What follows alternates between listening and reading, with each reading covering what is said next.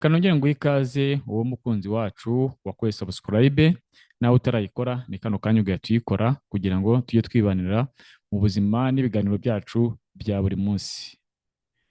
Ariko wowe wayikoze reka nkwibutse ko n'undi tugifite inshingano zo gusharinga kugira ngo community yacu ikomeze izamuke kandi dukorere like tugaragaze ko byibura ibyakozwe n'umuntu yabyishimiye, kandi nabwo si ngombwa niba utabyishimiye kora dislike ariko ugire reaction ukora ku kiganiro cyose gisohotse. Ibyo ngibyo bifasha YouTube byibura kuba yabasha gukorera recommendation channel kubera ko ibona ifite abantu, kandi abantu abo ari bo bose byibura babashiye gukunda cyangwa se no kudakunda ibyashyizweho, ariko byibura bagize reaction.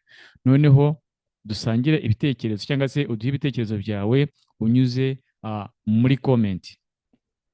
Uyu munsi noneho ntabwo tugiye kuvuga kuri bwa buzima bwacu bwa buri munsi cyangwa dusesengura wenda ubukungu mpuzamahanga cyangwa se n'izindi evenoma mpuzamahanga, ahubwo uyu munsi tugiye kurebera hamwe tuvuge ku muhanzi wari uzamutse vuba ariko nanone utuvuyemo vuba.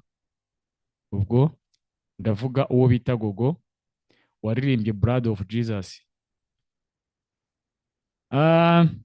Ni umukobwa cyangwa se ni umukobwa kubera ko ntabwo twamwita umumama, uvuka iburasirazuba mu karere ka Rwamagana mu murenge wa Fumbwe. Navuga ko yari nk'umuturanyi kubera ko n'ubundi n'ubundi ni ukuvuga ubuzima bwe cyangwa se environnement ye n'ubundi yari Nyagasambu. Ni umuhanzi wamenyekanye mbere, yagaragara nk'umuntu uri fani, ariko byibura amaze kugaragaza ubushobozi bwe bw'impano ye ahita azamuka vuba vuba ndetse arishimirwa, atangira gukora ibitaramo kubera ko n'ubundi ntabwo yaguye mu Rwanda, yaguye Uganda.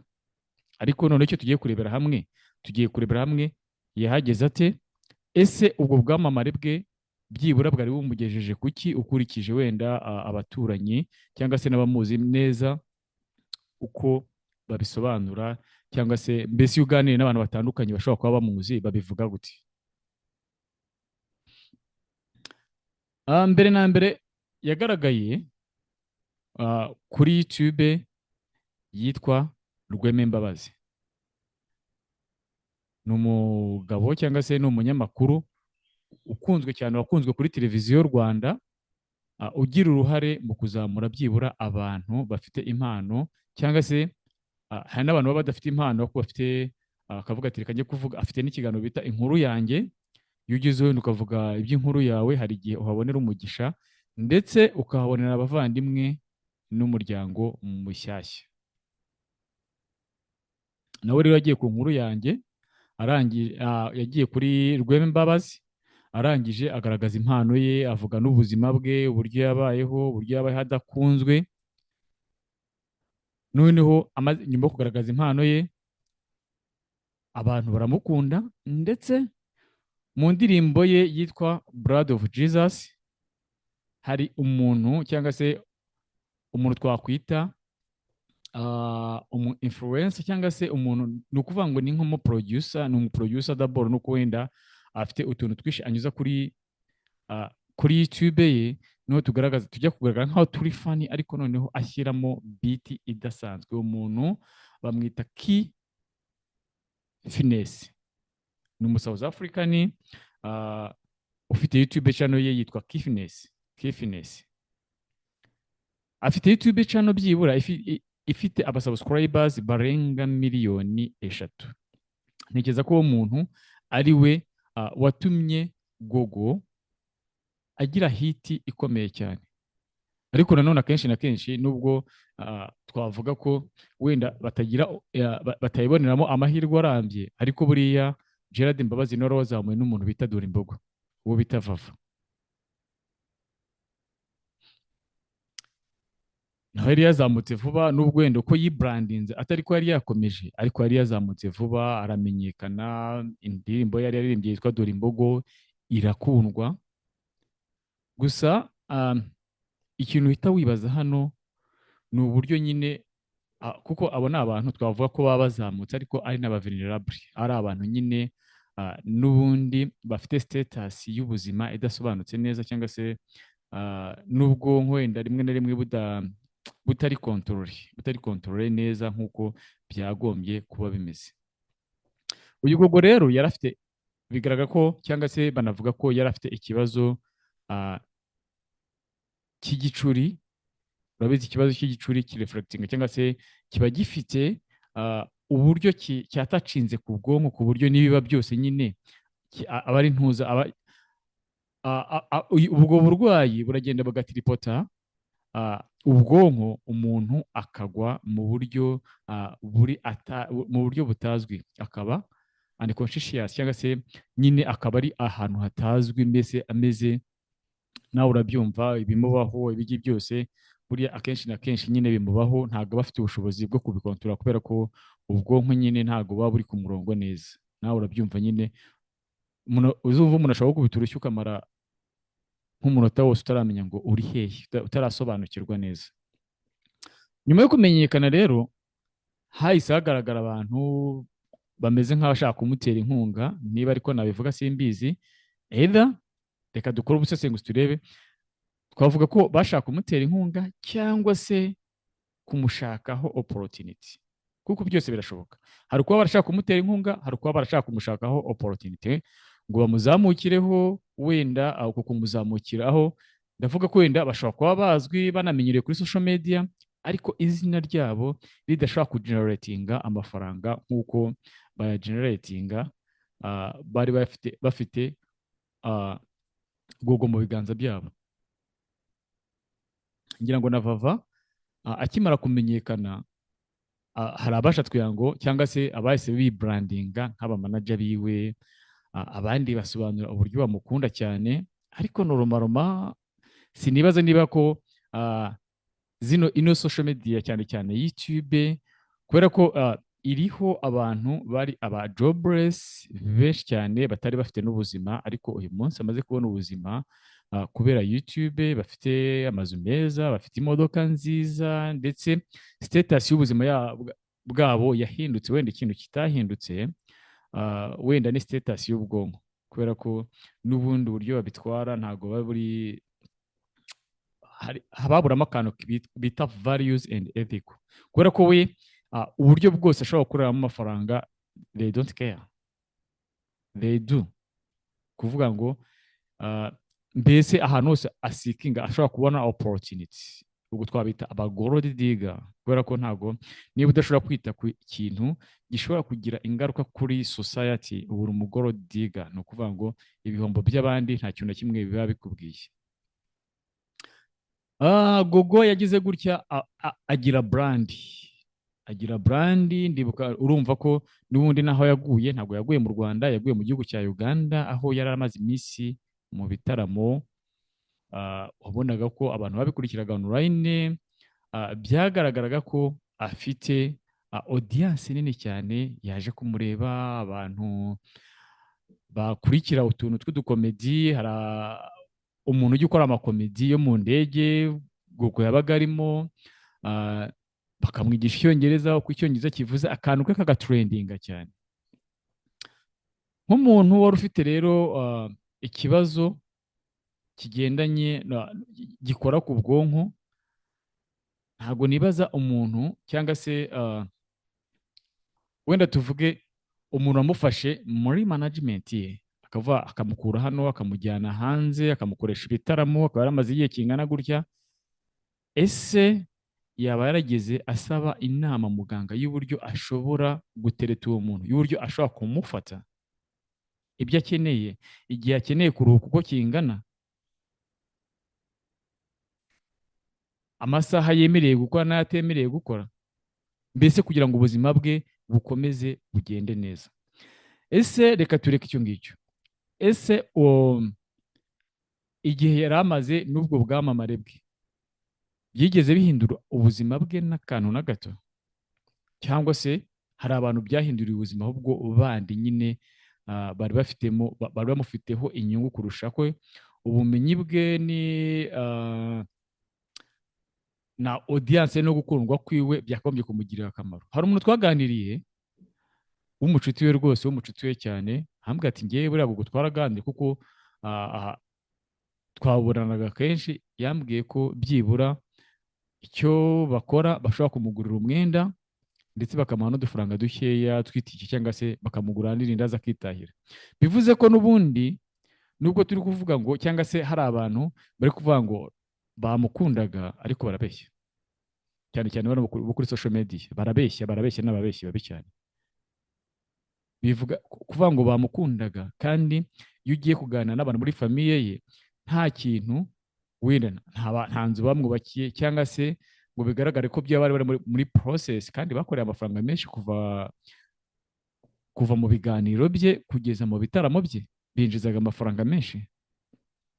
Ubwo rero ntabwo dushobora kuvuga ngo hari urukundo bari bamufitiye. Okay, reka tureke wenda ushobora gusanga ari projet yari ipendinze, wenda bari bagiye kubikora cyangwa se kuko ntabwo wahita none ukonkiriwa cyangwa se wemeza yuko wenda bitari kuzabaho cyangwa se bitari biri muri gahunda.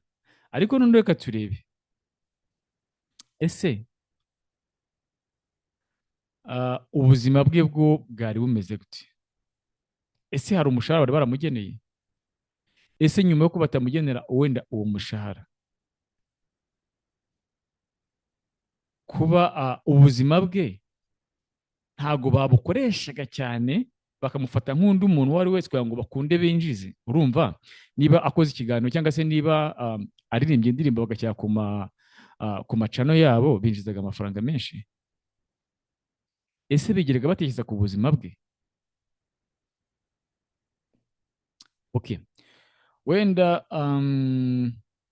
ntabwo ushobora guhita ukonkiriwa none ahangaha, ntabwo ushobora guhita ukonkiriwa, ariko nanone uko mbitekereza abantu bamusamiye kuri social media, bamusamiye kuri YouTube, ntawagiye kwa muganga ngo arebe status y'ubuzima bwe avuga ati noneho bamuhe inama z'uko uwo muntu agomba kubaho, noneho n'abamenye uburyo agomba kumukoresha, imbaraga agomba gukoresha n'izo atagomba kurenza. Bavuga ati wenda yemerewe gukora amasaha 2 cyangwa se 3 cyangwa se afite ubushobozi bwo gukora amasaha 24, kubera ko twese ubuzima bwacu ntabwo buba buteye kimwe. Noneho umuntu wagaragaye ko nyine afite ubuzima butameze neza cyangwa se afite uburwayi bushobora kumuteza ikibazo igihe icyo ari cyo cyose, ese bari bazi ibyo bashobora kumukora ngo atagwa kuri stage?